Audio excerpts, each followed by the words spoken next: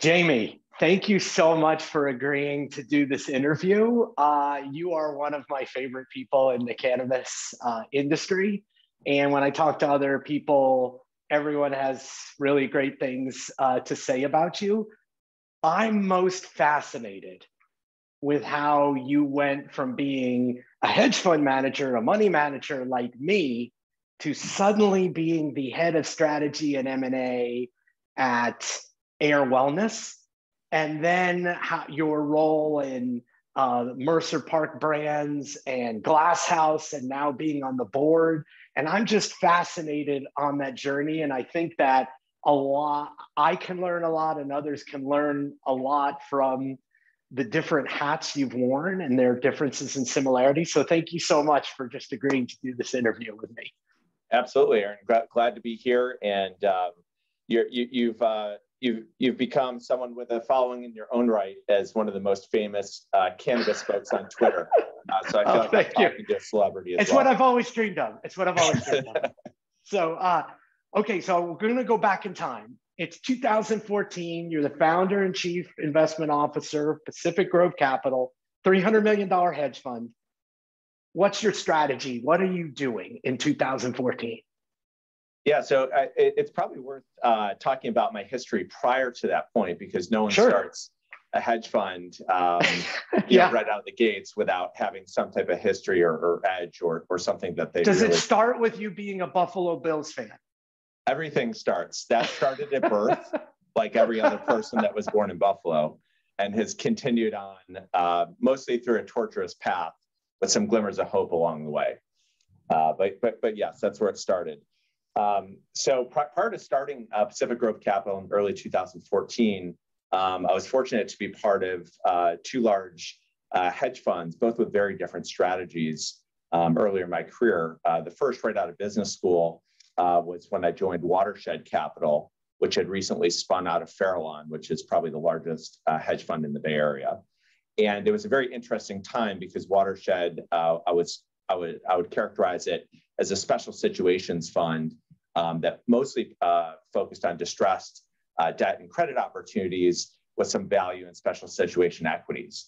And so I was there both pre and post the financial downturn, and learned quite a bit about the leveraged finance part of the industry.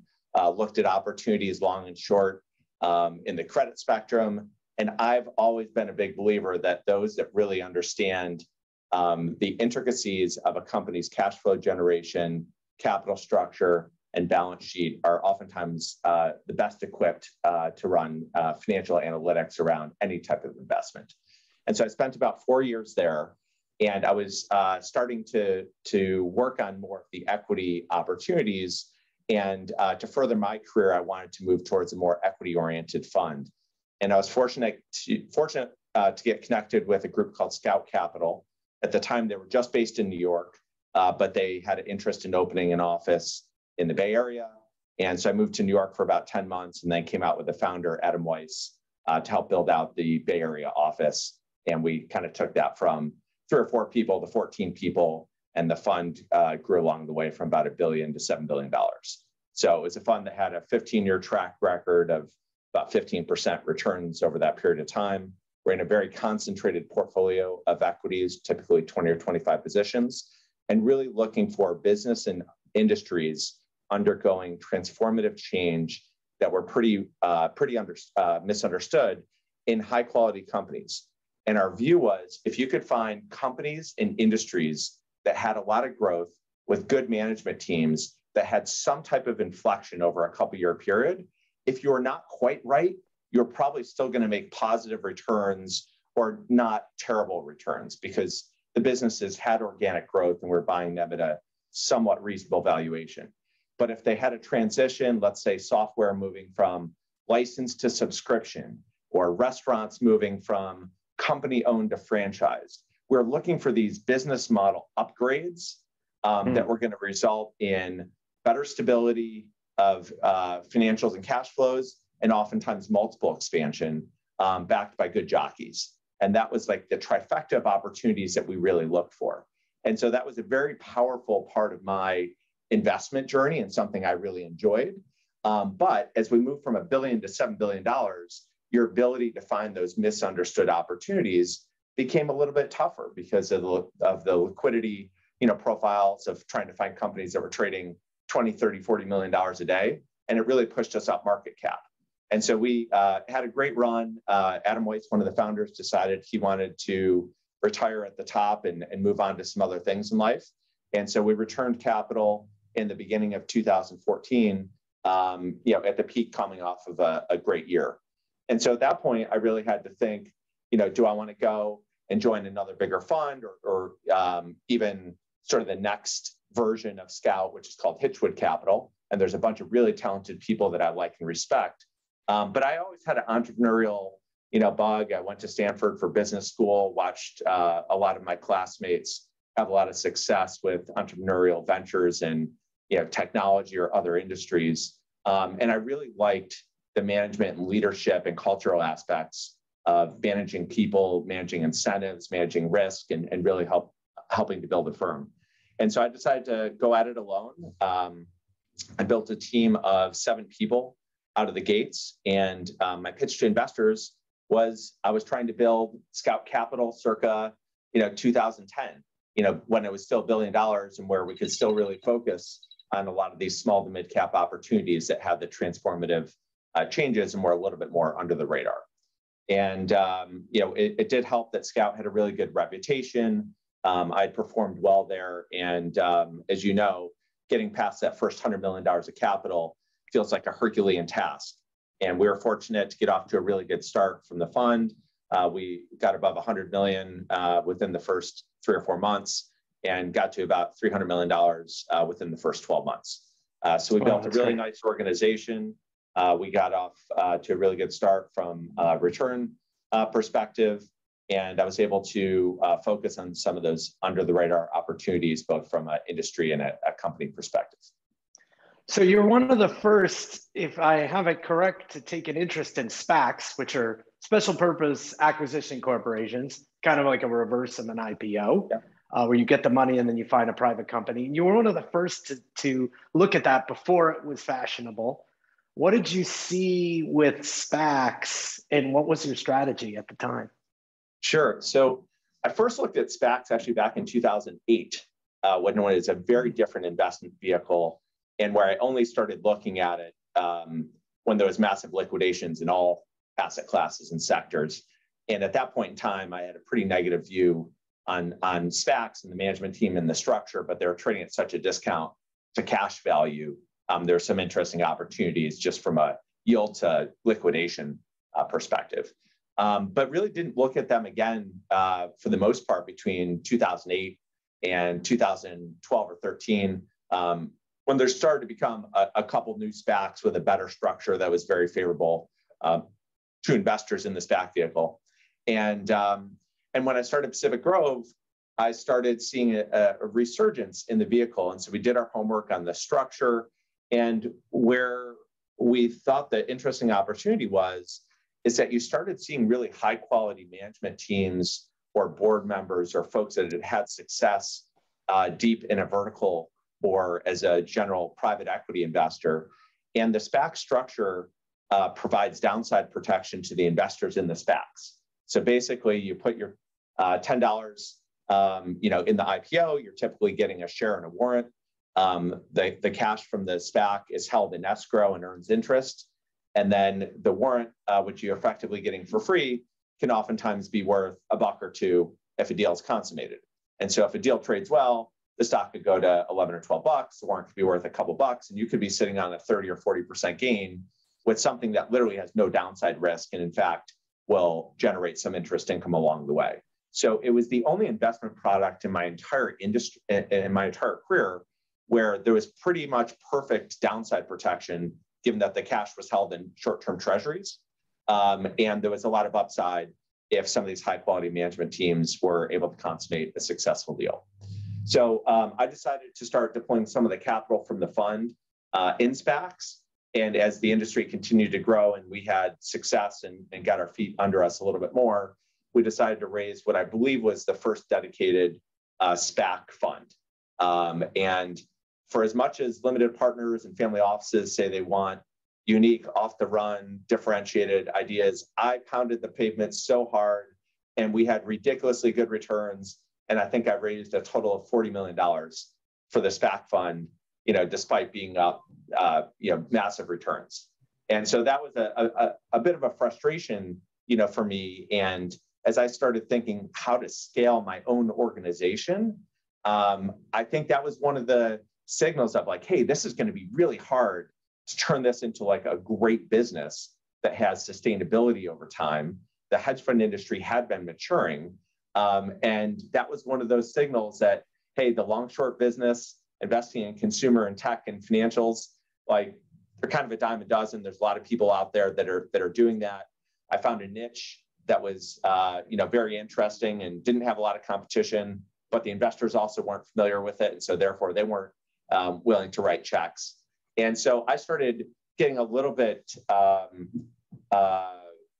frustrated by my ability to blaze my own path and control my own destiny. And as you know, particularly when you have, decent sized team and infrastructure, you really have to keep growing and get beyond that $500 million mark to create that as a great business.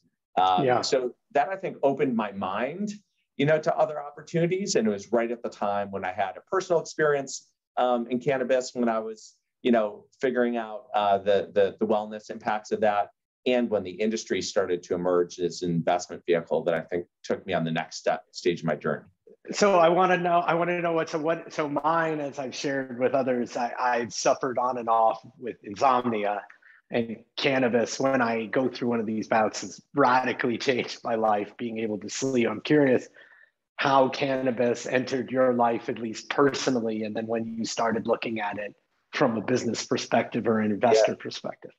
Yeah, sure. So I started doing a bunch of research on the space probably back in 2012, 13, 14. My parents, unfortunately, both had, tough illnesses. My mom had MS and my dad had cancer pretty early, in their lives. And they both ended up passing away in their early to mid 60s.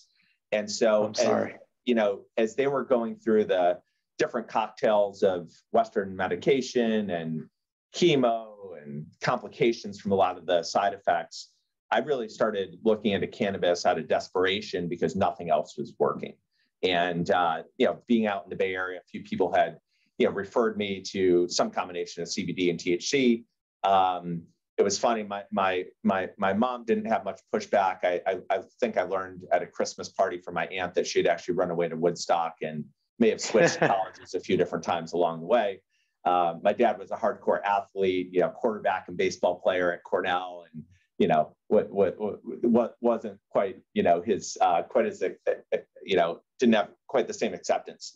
But that journey of really researching the medicinal benefits and the wellness benefits of the plant really opened up my eyes, because up until that point, I didn't really have a passion for cannabis one way or the other. I wasn't a big consumer, and I didn't really actually know at that point that there was much about it outside of trying to get high. And that journey and that research path, and just reading so much about how cannabis even became illegal, it just takes you down that rabbit hole. It's shocking. It's shocking when you read the history of cannabis and you're like, hey, how did they decide to make it illegal? You're just like, wait, that can't be right. Right. Yeah. It's one of the most, racist, things that's really ever happened that has not nearly gotten enough attention. And the fact that it was so well known for centuries, all the benefits of the cannabis plant, both for industrial and consumer use, and the fact that it got squashed. Have you ever seen the picture of it's like 1915 Eli Lilly bottle? No. And there's like the top ingredient is sativa cannabis. Oh, interesting. It's no, a syrup bottle. I've not seen that. But so that's what really opened up my eyes. And then, watching the California market, start to transition from the Prop 215, to the, adult use, regulations, and seeing what was going on in Colorado, it clearly had, an open-ended business opportunity. And putting my lens on of trying to find those businesses and industries that were undergoing transformative change, it was so obvious that this was a massive market, right? I think it's not really debatable at this point that this, between the illicit and the regulated market, is somewhere between a $50 and $100 billion industry today. I would argue there's upside to that over time as more consumers get comfortable and move into the category. And I got to the point where I've seen so many folks in my network really be part of building an industry, whether that was social media, software, crypto, fintech. And I had the experience of helping build a couple firms get bigger. And then I had an opportunity to make my mark and start my own company. But I hadn't had the opportunity to really be part of building something in an industry that wasn't defined yet. And that was what really interested me. And it was sort of serendipitous that I got connected with John Sandelman and the original team at AYR. And really that's how my journey to cannabis. And so how did that happen? Like, how did you connect with Jonathan Sandelman, and how do you go from like, hey, you're a hedge fund, $300 million isn't chump change. You have a business, you have a staff, and how did you meet him? And then how do you make that leap to, hey, I'm going to jump for this opportunity? Sure. So I actually, I knew John a little bit, prior to, ultimately I invested in the Spax when the predecessor of AYR was raised. So John and team raised a Spax. Cannabis Strategies Acquisition Corp. That's right. There you go. CSAC, as affectionately known. So he raised the first cannabis Spax in the fall of 2017, which, even though it wasn't that long ago, is quite early, right? Because at that point, none of the now known as MSOs had really come public yet. And 2018 was really the year that MedMen and GTI and Cresco and Acreage and Cureleaf, all came public. And so he raised, I think it was about $137 million Canadian up in Canada, and raised the first cannabis Spax focused on the US plant touching industry. And I thought that was a tremendous opportunity as an investor, because I knew that there were a ton of different opportunities in a capital-starved industry. And with John's track record as a money manager and as president of Bank of America, and someone who had a lot of success along the way in his own career, that I figured that was the perfect person, especially when teamed up with a Colorado operator, to both identify and consummate a transaction. And given the risk profile that I described earlier of the Spax product, that seemed like the safest way to get asymmetric upside in the emerging US cannabis industry. So it started with me as an investor in the Spax. As an investor, I was reaching out to him, asking him questions about how he was viewing the landscape, and I was sharing my thoughts with him as I was getting a lot more active as an investor, both privately and publicly in the space. And I think, after about dinner or lunch number 4 or 5, as I'd go see him every time I was in New York, he sort of said, hey, look, what do you think about doing this together and joining me for this journey? And it took me, a little bit of time to get my head around being part of an operating business in the cannabis space as opposed to just an investor. But the more I thought about it, the more I read about it, the more I talked to a lot of smart folks who had been involved in emerging industries. It felt like a big leap of faith at that point to join a cannabis company. But as I talked to my network of folks, they're like, hey, look, every great business starts out as quasi-illegal. Airbnb, Uber, DraftKings, the list goes on, because crypto, ultimately, laws shape what consumers want. And especially if it's not creating too many kind of side effects or harm to society, right? And there's still the perception that cannabis, might create some harm. Say no to drugs. This is a gateway drug. It's bad for kids. Like, not to say there are no negative externalities of cannabis, but the positive outweighs the negative by a massive factor. And I just felt that narrative was going to be on our side. And I had the opportunity to be part of a great team that was going to trailblaze and build one of the best cannabis businesses from scratch, and to effectively learn from some of the mistakes that had been made by a combination of early operators and early capital allocators in the industry. So this is what really fascinates me is that your journey is you start out just like me, or a larger version. You manage a lot more money, and you make the leap into joining an operating team, being mergers and acquisitions, head of strategy. You go from investing in stocks and owning a piece of a company and being relatively a passive investor to buying whole companies. And so I'm just curious, what are the similarities or differences between you being an investor to now being head of strategy and M&A? Sure. Look, I think the biggest difference, obviously, is as an investor, you have liquidity and you can change your mind, right? And so as much as I was trained, particularly at Scout, as running a very concentrated portfolio and becoming, in many cases, the largest or a top 5 investor in the companies that we were invested in, at the end of the day, if things didn't go as planned, we could change course and sell or reduce risk. When you're buying a company, you have one decision point and you have to live with that decision, maybe for the rest of the time, or at least for 5 or 10 years. And so really thinking through not just what the business prospects or the industry prospects or supply demand in a certain state are for the next year or two, but trying to use a little bit of an educated crystal ball of identifying what that's likely to look like over a 5 to 10 year period as we're building out our business in a world where regulations and licenses and a lot of things are really moving in flux. And so, for us, as we built the business, it was a very strategic view of looking top down at what we thought were the most attractive markets from a license structure standpoint, from a population density, and from our ability to build scale. And we knew that because each of these states were very self-contained, they're each like little countries. And so our view was, unless we can build a business that had $50, $100 million plus of revenue, it was probably going to be a complete waste of time. And certainly it was going to be very distracting from a human capital standpoint, which obviously we all know talent is one of the biggest bottlenecks in the industry.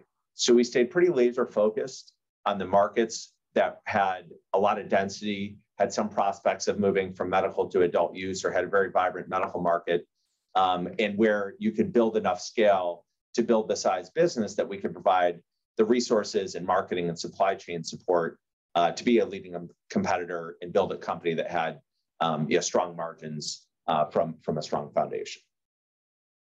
Gotcha. So what in your current job do you think are there things that you've learned now that you're in this position that make you a better investor? Or I'm curious what you could share with me about what most investors are not paying attention to, or some of the things that you've learned now that you're in an operating company, now that you're actually buying whole companies. And as you said, you own it for 5 or 10 years. What are some of the things that people like me pay attention to or are missing? Sure. I think, as we all saw in the industry back in 2018 and 19, the market in this industry, both in the US and in Canada, certainly earlier on in particular, would focus on 1 or 2 key metrics. And it felt like capital and management teams would then chase those outcomes. So in Canada, it was funded canopy or cultivation capacity. And so all of a sudden, you had 10 players that each had a bazillion square feet, and they were all just looking at square feet times, price to revenue. And you start scratching your head and said, well, wait a second, there's only, 30 million people here. The size of the market can't possibly be more than, 10 or $15 billion. But somehow these 10 companies are going to have $50 billion of revenue. Like something doesn't add up here, right? And so they're all looking at, if they were the only player, that might have been true, but not looking at, the capacity that everyone was building, and sort of missed the fact that they were going to all sort of implode, on themselves. And there's no plausible way they were all going to be able to build out, execute, and make the margins that they were talking about. In the US, I think that land grab early on in 17, 18, and 19, where a lot of the big platforms were just trying to grab states and licenses. And there wasn't a lot of differentiation by, I think, the investment community of, well, is it good to be in 15 or 20 states or not? Do you treat a processing license in Ohio the same as a full vertical in Illinois?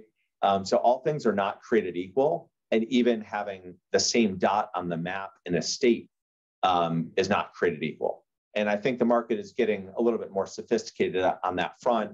I think there should be a little bit more pressure, from investors to provide more bottoms-up disclosure in terms of how many stores, what type of canopy, how many pounds are being produced in the respective states or regions. And I think it is very difficult for public investors to build bottoms-up models in the way that they would for a traditional consumer, retail, or manufacturing business.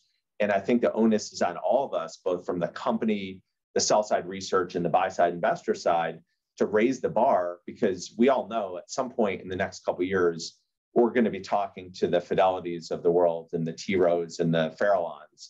And what they're going to require of these companies, certainly for the best-in-class companies that want to solicit those great investors, is going to be much greater transparency and really provide people the puzzle pieces to understand what the key drivers are in the business. And so we've tried to become at AYR, much more transparent in our own business over the last 12 or 18 months, and really provide people the building blocks, of our model through both our investor presentation, as well as some of the materials that we provide on the calls, and also for people to understand and evaluate how we're executing. There's a big difference in terms of timing of a market. New Jersey or New York may go from medical to adult use a quarter or two later than expected or earlier than expected. But at the end of the day, the earnings power of the business is really unchanged, even if it changes 2023 or 2022 calendar year, estimates. And so I think we want to isolate what's happening with respect to execution or pricing or margins versus the timing of facilities or state transitions, both of which are important. But I think we'd all agree that the earnings power of the platforms, whether it's us or one of the other top MSOs, is what really matters, more so than what exactly happens next month or next quarter. Are you surprised now, being on the inside? You've been an investor and you obviously watch stocks go up and down and move all over. Are you surprised in watching from the operating side how the stock move, based on either what is reported or fund flows? I'm just curious of what your thoughts are now, being an insider versus being in my shoes. So this is one of the most unique situations that I've seen in my career, from the standpoint that you talk to broad investors and everybody sees the growth and there's a tremendous amount of interest. But then the people that can actually deploy capital in the industry, because of all the constraints around, custody or fund charters or other restrictions because of the federal illegality of the US business, the number of sophisticated institutional investors, it's probably no more than 20 or 30. And I would say 2/3 or 3/4 of the funds that we talk to regularly are the same funds that we talked to 2, 3, 4 years ago. So there's a few new ones that pop up. There's a few larger funds that are deploying some capital. But if this were software where there's 5,000 funds vying for scraps of good ideas and deploying billions and billions of dollars of capital, I think this market would be a lot more efficient, a lot more liquid, and the valuations would be a lot higher. But because there is so little available liquidity and fund dollars available for this space, it just creates a tremendous amount of volatility that I think fundamentally the sector doesn't deserve. But there's not really the same degree of normalization that when stocks get really cheap or oversold, in most cases, there's smart money that takes advantage of that from a value perspective, or from opportunities, being a lot more compelling. And here you basically have people that love this space. They're in it for the next 3 years, but they're kind of all in. They just wrote it down 30 or 40%. And in many cases, they actually don't have dry capital. So you might have some liquidation of people from a risk or other perspective that need to take down exposure at the bottom as opposed to adding. and there just aren't that many funds that can fill the gap. And so I think, unfortunately, that's where we are. There was a tremendous amount of enthusiasm and excitement, towards the end of 20 and the beginning part of 21 with the federal elections, moving more favorably towards the Democratic Party, and with the thought that federal legalization or safe banking would move at a much more accelerated pace. And obviously, we saw different, spots where the stocks all spiked in unison as the prospects for various forms of federal legalization or safe banking became more optimistic and then more pessimistic, and they were tracking the sentiment vibes more than anything else. And meanwhile, the companies continue to put up really good numbers. Yes, Q3 was a touch soft across the board in the scheme of things, i.e. growth was, only good instead of great, right? And, but I think some of that fast money came out of the space as soon as it was clear that the federal side wasn't going to move quite as quickly. And there's just not the depth of capital that I think has cushioned the blow that just supports these stocks on a pure fundamental basis. Thank you, by the way, for making such a great pitch for my new fund that I just launched. That's literally my pitch, but thank you. No, that was just a joke. Now, going to AYR specifically, it's been a wild ride. As an investor, I'm sure as an insider as well. And now we seem to be in one of those patterns along with the industry where investors, might be questioning about AYR. Again, you're consolidating the industry, you've been quite acquisitive. And after Q3, there appears to be some confusion, just after what you reported. And I'm curious of what your thoughts are from the reaction from when your company reported to looking at where your stock price is now. Like, what do you think happened, and what do you think investors may be missing after you reported, and we're just watching your stock price? I'm just curious of your opinion. Yeah, sure. So, look, I think we reported a solid but not spectacular Q3, and we did reduce our guidance a bit for 2022. Now, if you look at ultimately the range that we reduced it to, it's still going to be tremendous year-over-year growth. Our guidance is for EBITDA between $250 and $300 million for calendar year 2022 versus we'll end up, this year right around 100. So we're going to somewhere between double and triple, EBITDA in 2022, which is still, very, very, very strong performance. The reality is there's a couple markets where there's some regulatory delays in Massachusetts. We have an amazing portfolio of retail locations that are currently all medical, or in one case, our flagship location in Boston under construction. Those are all going to come online in 2022 and turn into amazing recreational stores, but we're just not going to get a full year contribution. I think we originally anticipated those coming online in Q1, and I think we'll have some contribution for sure in 22, but it'll be less than the full year. Similarly, we have big cultivation expansions in Massachusetts, in Arizona, in Florida. I think a combination of COVID, construction, and other delays. It's not one thing in particular. It's death by 1,000 cuts, but many of those projects are 2, 3, 4 months, behind plan. And instead of getting 3 quarters or 3.5 quarters of contribution, we're going to get 2 or 2.5. So I really think as people look at the second half of 22 and the earnings power that we generate, I think there'll be a lot of comfort that will end up, pretty consistent with what our original expectations were. It's just a little bit more back half loaded, and we just don't simply get the full contribution for the whole year. I would say that's probably 2/3 of the change. The other third, and we've tried to be transparent about this, the whole industry is maturing a bit.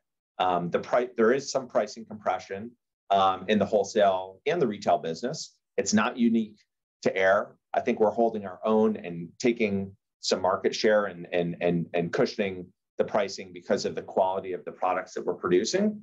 But in almost every market, the markets that were $3,000 or $3,500 a pound are 10 or 15% less. And I think that's likely going to continue a bit across the industry as well capitalized both single state and multi-state operators have had the capital over the last couple of years to really start to build out, to move towards some of the forward-facing demand. And some of these markets still have yet to move from medical to rec. So Pennsylvania and Florida are two that come to mind out of the gates. They're both very, very strong and successful medical markets. And the programs and the margins are really good, I think, for us and the other operators in those states. But there is capacity that probably is catching up to some of the patient demand, and maybe even tipping over just a little bit. It's still very strong. It's just a little less strong. But within the next 18 to 36 months, I would hazard a guess that both of those markets move to adult use. And so you're still going to have a huge lift in terms of the total size of those addressable markets. And so I think in a world where margins are still pretty good, I think the MSOs that have had capital have felt comfortable building a little bit ahead of the curve, knowing that they're going to get paid on those investments by having greater capacity when those markets, flip rec and where they can take advantage of some of that early mover advantage. So I think things are still really strong. Obviously, the margins across the industry are quite attractive, but I think the days of 40 or 50%, margins are going to get tougher. And I think this industry will settle in somewhere in the low to mid 30s for good operators. And I think that's still great. And I think as we all have to invest, in infrastructure and compete more effectively, I think there's still a lot of room for many players, including ourselves, to win. And it's just getting a little bit harder. And so I don't think there's anything wrong. I don't think we've bitten off more than we can chew. I think we put out numbers, early in 2021 for 2022. And as it's become, closer and we have more visibility on those markets, we're trying to be transparent and provide accurate information, to the market. So it's unfortunate that there's been a little bit of a, disappointment per se, but I think if you didn't look at the stock price and you were tracking the fundamental performance and, hopefully we'll continue to execute well, I think people will end up being, very proud about where we ended up in the portfolio that we've been able to amass and put together. So diving into Florida, I'm quite bullish on Florida. As I'm sure I know you are. You moved your company headquarters there, and you bought Liberty Health. Yeah. But it was a very, very struggling company with a lot of operational problems that have been kind of well documented. How do you see the turnaround working there? And I know that you still have some stores that are not where you want it to be. I think you're working on a rebrand. What should investors be looking for in 2022 in terms of your focus on Florida? Sure. Thanks for the question. Florida is a very interesting market. As you know, it's the only large market that has forced vertical integration, meaning you can only sell in your dispensaries what you grow and produce and manufacture yourself. So there is no wholesale market whatsoever. And so if you are not producing great products and producing ample supply of your cultivation, you're in tough shape. And unfortunately, prior to our acquisition, that was the issue that Liberty got themselves into. They had, a very large scale facility, 350,000 square foot greenhouse, and a decent footprint of stores. I think they probably had about 30 stores when we acquired them, which was in the top handful of operators in the state. But they had some major operational challenges at their cultivation facility, most of which were kind of SOP and self-inflicted wounds. There was some capital that we put in. SOP is standard operating procedures. Standard operating procedures, yes. Yeah. So, they had some issues, with, genetics that weren't the right fit for the greenhouse environment. There's some turnover on the cultivation team. And so they had lower yields than they anticipated, and they had a lot less selection and genetic supply. And so what happened is if you're not producing well at the cultivation, you fast forward to retail and the consumer walks in and they only have flower 3 days a week, or they only have 2 or 3 strains. Well, all of a sudden, that's not a great consumer experience. And there's others in the market that were providing flower every day a week, and they had a dozen or 24 selections. And like every other competitive retail business, if you're not receiving good customer service and good products and good pricing, you're going to move somewhere else. And so Liberty was struggling at the retail side because they didn't have great product supply in terms of consistency and quantity. And so we spent a lot of time, probably more than most, on operational diligence, and had several trips down to Gainesville at their large campus with our head cultivators and our senior manufacturing team to make sure that we could underwrite an improvement in the facility.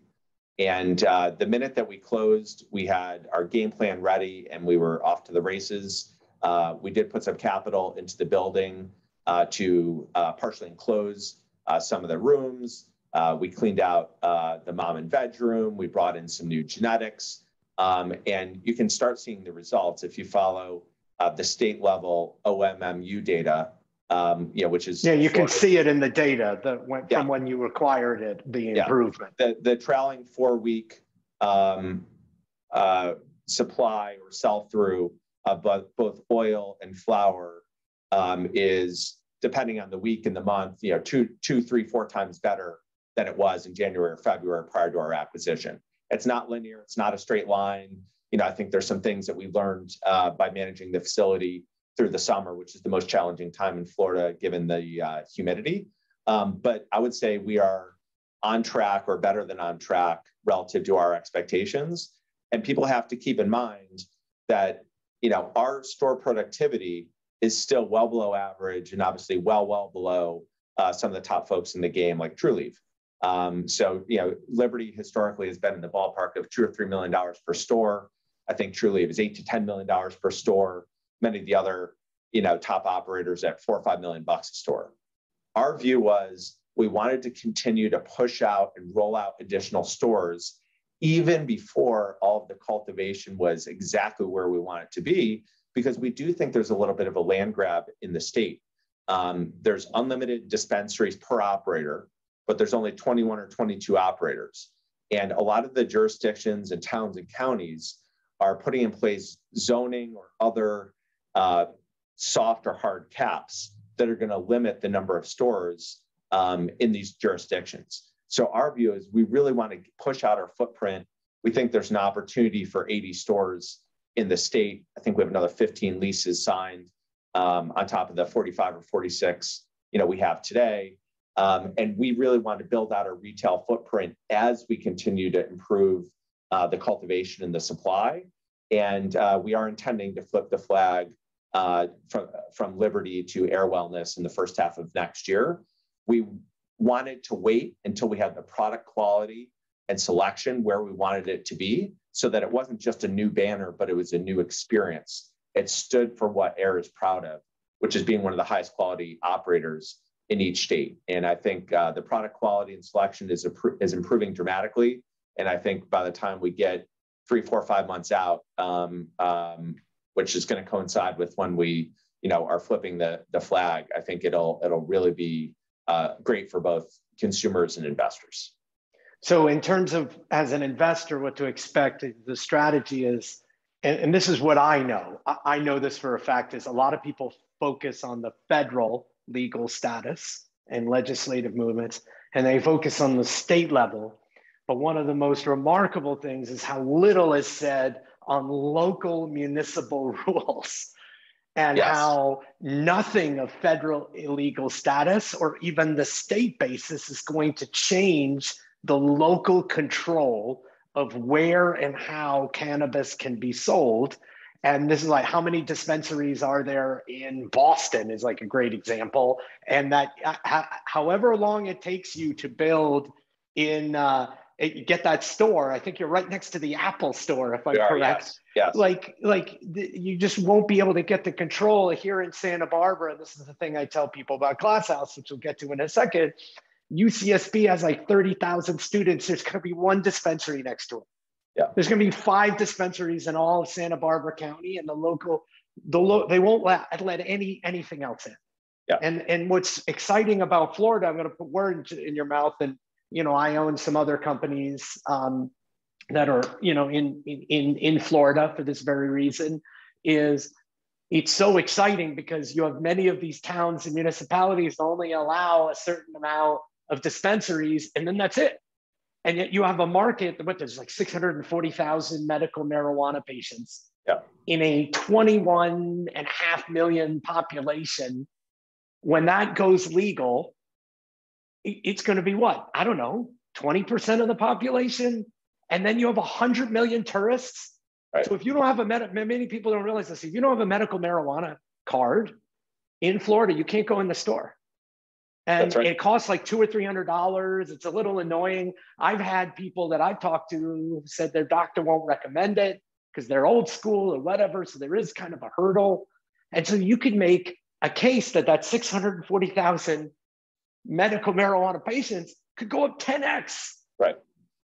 When you account for the 100 million tourists that come to Florida. That's right. I mean, I think typically as markets transition from medical to adult use in a state that doesn't have a tremendous amount of tourism like Florida, I think generally 15-ish% of the adult consumers, will end up, using cannabis at least occasionally and be customers kind of in a trailing 30, 60, 90-day basis. But in Florida, if you took the 21 million people times, 15%, and then you add, I don't know, 10% of the tourists, which are multiple times bigger than the local population, I think this is going to be a market that could be one of the biggest in the country, and has a lot of interesting dynamics. And so, what I like what you said, and I want to make sure I understand it, is Liberty is you're fixing it while you're moving forward, which is hard. It's like you're fixing a car while it's moving. And so there's obviously going to be problems. I've run an operating business before. It's not pretty when you're trying to fix something and grow. And so what I'm hearing is we're going to see more progress, but you're growing on purpose because at some point you're not going to be able to grow. That's right. I think the returns, over any 3 to 5 year period on locking down good real estate, because you can actually make money even on lower volume stores, given that it's vertical, where gross margins typically for a vertical operation are going to be 65 to 75%. And so even on a $2 or $3 million store, you might not be making gobs and gobs of money, but they're generating cash, right? So to have that placeholder to hopefully be able to drive medical sales, to $4 or $5 million a store, and then ultimately hopefully have a bunch of rec stores that are doing well north of that in an area where there may not be 10 other stores allowed, even if people want to come in. We really think that locking down the real estate is the right move, and we're doing so aggressively. So as a way to think about this is that if I think about the Florida opportunity and I go in the future and you're able to fix not only the cultivation, but rebrand the stores, invest in the stores, have the great customer experience. If I go out, and I think there's some estimates that they're hoping 2025 Florida goes rec and the market doubles, is a way to think about this. And I'm not holding you to this. I know this is not a forecast, but I just want to make sure you get to 4 or 5 million a store, and then rec potentially doubles it. So you're like 8 to 10 million. You have 80 stores. That's a lot of money compared to where your market cap is right now, just in Florida. Is that the right way to think about it? I think you're directionally correct. And I think you've probably heard John Sandelman, who's our CEO, say that in his opinion, he believes that the Liberty acquisition will be worth more than what AYR is valued at today at some point in the future. And I agree with that assessment and the math that you just did. I'm not going to really comment on the specifics, but I think directionally, that's probably the appropriate way to frame the opportunity. And so if you have 80 stores at those types of revenues with a reasonable margin profile, the EBITDA generation, out of that becomes very material relative to the size company that we are at today. And we haven't gotten into that. You're one of the 15 licenses in New Jersey, right? We haven't even talked about New Jersey or the other states. So that's That's really helpful. And it helps explain like, hey, why did you give up your opportunity managing money to be in this? You run some of those numbers and it's like, oh, wow. Well, look, I would say the other thing that I really love, helping to build something with such a great, team is there's so much inefficiency in this market, right? Obviously, you can take advantage of that, as an investor to a certain degree. But this is something I think myself personally, but also the rest of the team, we're very passionate about changing the narrative around, cannabis and mainstreaming and professionalizing this from an operational perspective, but also welcoming, people in this industry, because I've seen it firsthand. The people that are using this, for sleep or for pain or for stress or anxiety, PTSD, cancer, all sorts of different things. It's improved their quality of life. It's better than many prescription drugs. It's better than alcohol. It's better than Tylenol PM. The use cases for cannabis, when dosed appropriately, I think can be extraordinarily disruptive to a bunch of mega categories. And if you look at the cumulative market cap of the publicly traded cannabis companies, especially today, I mean, the top 10 companies probably are $25, $30 billion of market cap. Well, how many $100 billion CPG and alcohol and spirits and soda companies are there out there? Never mind pharmaceuticals. I mean, I still think this is going to be the opportunity and the trade of a lifetime. And I think all of us feel a little bit scarred over the last 180 days, given that almost all of the companies, even the best in class companies, in fact, I was looking at it today, the best performing company of the top 10 or 20 is down 49% from their 52-week high, right? So if you picked the best stock, you're down 49%. And it's actually a pretty tight band between about 49 and 60%. So correlations are very high. Some companies have done better than others during discrete periods of time, but it's been a painful ride for everyone. And so I think there's a bunch of folks that feel like, oh, this was a scam. It was a little too promotional. This isn't a real thing. Or, the people that were in it maybe got their hands slapped, so they feel scarred. And it has been painful. And as big shareholders, we all own a lot of stock in the company. I've bought stock in the open market that's, at least the recent past is underwater. And I think many of us have a lot of our net worth, locked up in the company. But I think this is the best investment in my entire portfolio. And I'm betting on it with both my career and my capital.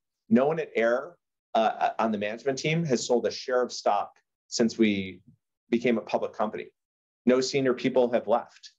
So we have, I think, an incredible culture with people that have very good track records in their past, that take managing people's capital and corporate governance and being a good fiduciary very strongly. And we're going to do the right things. This is a hard business. We put out fires every day. We manage challenges like everybody else. But I think we're doing a very good job. We have a very strong organization, and we have a very clear, ethos of what we're trying to become. And I think, the chapter has yet to be written about, who's ultimately going to be the winner in the space. Well, thank you for saying that. I just tweeted out something today where the best performing stock in the last 20 years is Monster Beverages. It's up 210,000%, okay, in the past 20 years. It experienced something like 50% drawdowns, and in 2008 went down almost 80%. And so the hard part is not investing in a thesis. Everyone shows those long charts, like Amazon's another. You could have been a big believer in e-commerce. And who's going to hold down? That's the question as an investor. But so that's one point. The other point that I really liked you said, and it's the reason that I started a dedicated cannabis fund, was not only to like, hey, there's an investment opportunity, but to kind of yell out to institutional capital and my fellow money managers, being like, hey, how are you not involved in this industry? How are you not part of this? This is good for society. This is good for the economy. This is good for people. And so I wish more people could have seen the positive energy when we were at Trailblazers together. That was like some of the most positive people I've ever been around. Like who felt like, hey, we're really changing the world for the positive. And it felt really good. Absolutely. So shifting gears just for a second, I want to ask what it was like. Now you are on the board of Glasshouse because another Mercer Park SPAC merged with Glasshouse. I've talked about, written about it endlessly. I'm super fascinated. I'm sure you wouldn't be on the board of Merged if you weren't as bullish as I was. But I'm more curious about you personally. What is it like being on the board? I believe this is your first, or maybe it's your second, board opportunity. Maybe you could fill me in on that.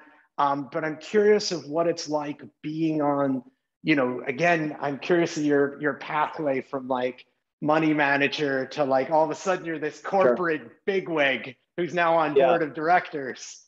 Yeah, so it's my second opportunity to be on a public company board. The first one was an investment that I made at Pacific Grove and joined the board.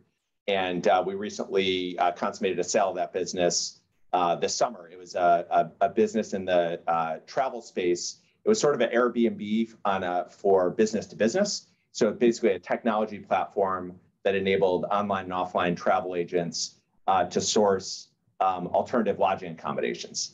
So think about, going to Expedia and being able to see, chateaus or houses or apartments alongside the Hyatt and the, Holiday Inn Express. So very, very interesting business and interesting opportunity. Glasshouse is a very compelling opportunity. We think it's going to end up being one of the largest players in the entire California market. And most impressively, I think you've seen the facility. They announced the acquisition of the largest tomato greenhouse facility in California, and I believe the second largest greenhouse of any kind in the country. And so this will be the largest cannabis facility in the entire world. It's 5 million square feet. It's a very high-end greenhouse. This is not dilapidated flower greenhouse.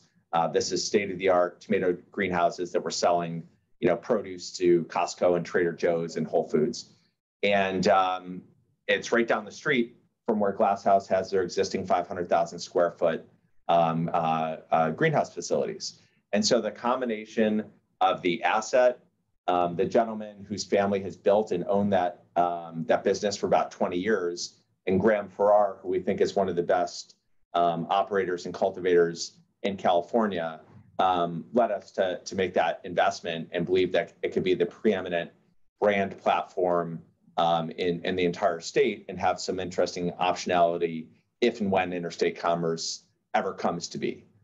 So we're not sure exactly when that day may come, but we were able to buy that facility for about $20 per square foot, which is way, way below replacement cost. And quite frankly, for a facility that size, in addition to just the cost, it would probably take you 5 to 7 years to get through all the permitting and licensing in California to build a ground up facility of that size.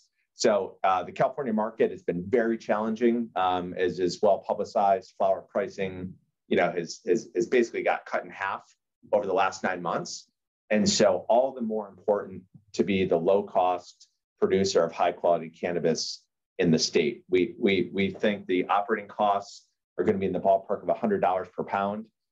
Flower pricing per pound for greenhouse operators has fallen from, let's say, $1,200 or $1,300 a pound to $600 to $800 a pound. And we think that the cost for a lot of the small to mid-scale operators is $400 or $500. And so, unfortunately, it's a really sad story. 80% of the operators in California are sub 20 or 30,000 square feet. And so I really actually hope that some of these craft, growers are able to make it through, particularly some of those, up near Humboldt and, the folks that have been operating this industry for a long period of time. But if you just look at the amount of supply, there's just too much fragmentation of high cost operators that don't really have much of an edge or distinction. And we think there's a huge opportunity for Glasshouse, which is the #1 ranked flower brand in the state, according to BDS Analytics, to really be able to expand their flower and derivative products, as well as be the acquirer or partner of choice for a lot of other brands in the state. And like I said, to the extent the walls ever fully or partially fall down, it would be hard to imagine that wouldn't be one of the most strategic assets in the country.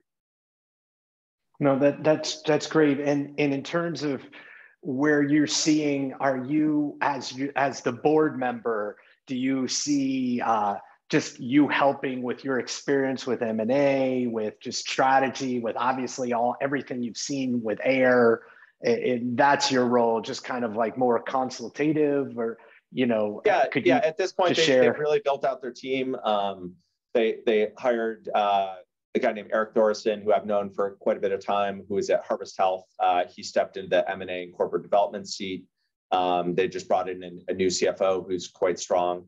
So I don't have any day-to-day roles there, but I do help share my knowledge about what's going on in the industry. I hope I'm a thought partner to them on capital markets, debt and fundraising, M&A type opportunities. And it's a very different role because you're really a consultant, to the operating team, and you try to add value where you can without overstepping on their shoes, and also recognizing that I'm working with a competitive company. I mean, technically we don't compete directly because AYR is not in California and Glasshouse is only there, so we don't really step on each other's toes, day to day. But ultimately, there probably will come a time, in the next handful of years, where AYR makes its way somehow, some way into California, and hopefully we have a collaborative relationship at that point. But there's obviously, it's a huge, huge market. It's the biggest market in the country, and there will be many, many winners, despite the difficulties in that market today. Well, this has been just an amazing interview. I want to end on one question that I'm just curious about. We're looking on the other side of cannabis. It's worked out, or however it works out. I think it's going to work out like how we hope and expect, though probably in a path we don't expect. Do you ever want to go back to professionally managing money, or do you ever dream of going back and being, starting the Pacific Grove Capital too, or you think that I did that? It's a good question. The answer is I really don't know. I haven't actually given it much thought or mind share. It feels like we still have a number of years ahead of us in terms of growth and opportunity. And so I've tried to keep my head down and stay laser focused on that. The one thing I would say is whenever the next opportunity arises, there'll have to be a little bit of gap in between because we're going at it pretty hard. There's a lot of travel. We're all working really hard. And I basically transitioned with no time between Pacific Grove, to AYR, and it's been a sprint for the last 3 or 4 years. So hopefully, we have another sprint for the next 3 or 4 years, and then maybe a little bit of a break and a little time to reassess what the best opportunity is for me and my family and what I want to do in my life at that point. But it's pretty clear that this is probably the best place I can be for the next several years. Jamie, thank you so much. This has been fantastic. All right. Thank you, Aaron.